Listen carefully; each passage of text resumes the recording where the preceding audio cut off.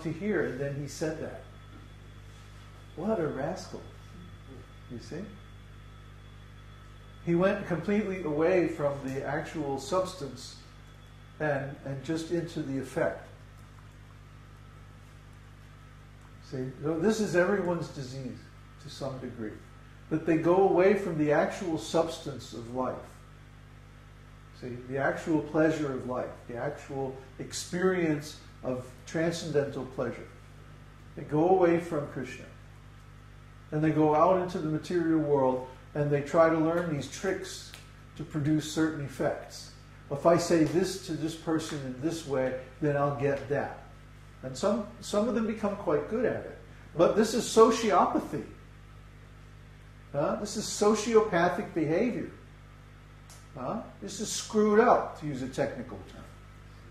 All right? And people who do this are actually sick. They're actually insane. Okay? We all do it to some degree. But the actual process to getting pleasure that's actually reliable and real pleasure is completely different from that.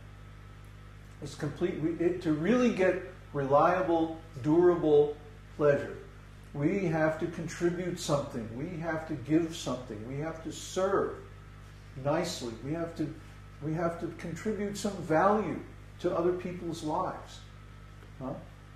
Not just be facile imitators. But that's bogus.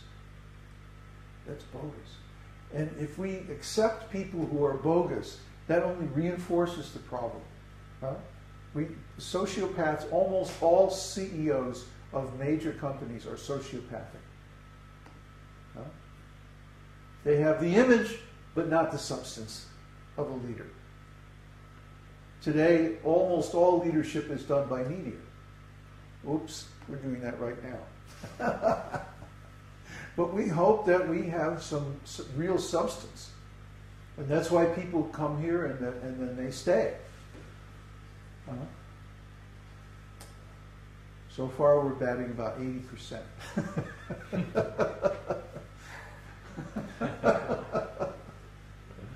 So that's not too bad. So we hope that, by cultivating these good qualities, that we not only experience pleasure. If this, by the way, if this ever gets to be to where it's not fun, I'm not going to do it anymore. See? So far we've been doing this like 3 or 4 years now, and it's still fun. That's remarkable. That's pretty good. If we can keep engaged in this process nicely, it will stay fun. It will remain pleasurable. If it ever gets to the point where it's not fun, where it's a drag, where it's a burden, that means something is wrong. Seriously wrong. And we have to go back and overhaul the whole thing and find out what's wrong. But anyway, we got way away from the original question. Are there more questions? There is a whole discussion about Theo. He is saying that if I do this process, but somehow or other, because of 2012 and like that, I have to leave my body, then is there any guarantee that I will continue on this planet? Yeah, you have to. I will continue. You have to read Bhagavad-gītā. It's like people get into all of these mental speculations before they've even read the basic literature on the subject. You have to read Bhagavad-gītā. Otherwise, you don't even know what you're talking about. In Bhagavad-gītā, Arjuna asks the exact same question, and Krishna answers it. So, without reading Bhagavad-gītā, you wouldn't know the answer to this question. But if you simply read read the book, read the text. You're taking the course, now read the text. Okay? Don't be like the rascal we just talked about who tries to coast through and fake the exam and get the grade by flattering the teacher or whatever. No, do the work. Learn the substance. What does Arjuna ask? Does anybody know? What's the question? If I do not complete... Speak up. I was going to ask the question that if I do this process that you've recommended and I'm not able to finish it in this lifetime, then will I be like a riven cloud? Like, will I just fall away and like all this work will be a waste? And then Krishna responds to that. What's the riven mean? Floating away without any connection with that. It means driven away, actually. Driven away by the wind. Huh? In this world, there's so many forces acting on us. Huh? 2012, this, that, the other thing. If it's not that, it's going to be something else. There's always something. There's always something. If we go out with a boat on the water, and the wind is blowing from one direction, huh? And we want to go the other direction. So, if we don't know what we're doing, the wind is just going to blow us off. But if we are expert sailors, we can rig the sail in such a way that we can sail even into the wind. Isn't it? You don't know. I don't know anything about sailing. Oh, okay. You have led a sheltered life, my boy. Anyway, if you're an expert sailor, you can rig the sail in such a way that you can sail even 10 degrees away from the wind. Huh? Very close to the wind. If you know. But if you don't know, then you simply get blown away. You see? So if you know this process, if you know this science, if you know how to make advancement in spiritual life, then this question wouldn't even come up.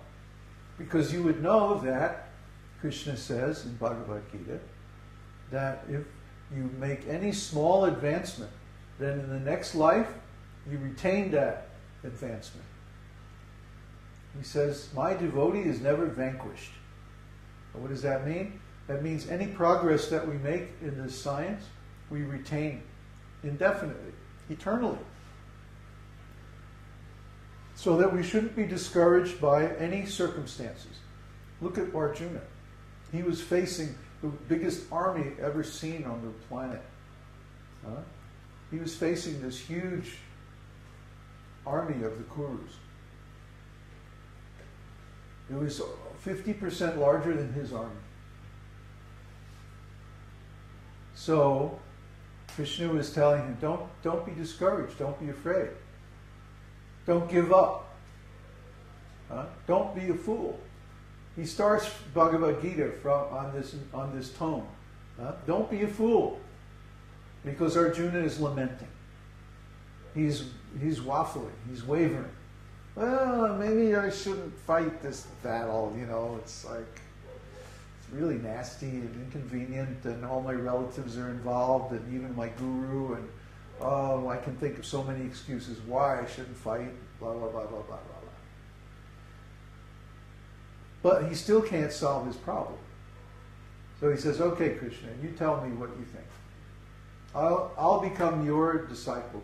Now you tell me what to do. And first thing Krishna says is, you're a fool. Why? Because you're lamenting, you're wavering. You don't know what to do and what not to do. You're indecisive. You don't have knowledge. You haven't read the book. Here, I'm going to speak it. And then he speaks actually a very nice summary of all the Upanishads. Bhagavad-gītā is sometimes called Gita-upanishad because it is the summary of all the Upanishads, all the major issues. Why does Krishna speak on karma yoga and the science of the soul and transcendental knowledge and Sankhya and jnana and even meditation and so many things? Eightfold yoga path, Ashtanga. Why does he speak on all these things? Because these are themes from the Upanishads. Bhagavad-gītā doesn't stand, it stands alone because it contains all knowledge, but it doesn't stand by itself. It's part of a big context. Bhagavad-gītā is like the jewel, the climax of Mahabharata, which is a big work, historical work about India. Bhagavad-gītā is also within the context of the Upanishads. It's not separate from that context. Krishna doesn't say anything that's outside the context of the Vedic literature. Of course, because it's Krishna himself speaking, it has much more force, much more authority, much more weight. But he's speaking within the context, and also the scene is similar to the Upanishads. Upa-anisha. Come near and sit down. Come near and sit down and hear from the self-realized soul. And in this case, Bhagavad-gītā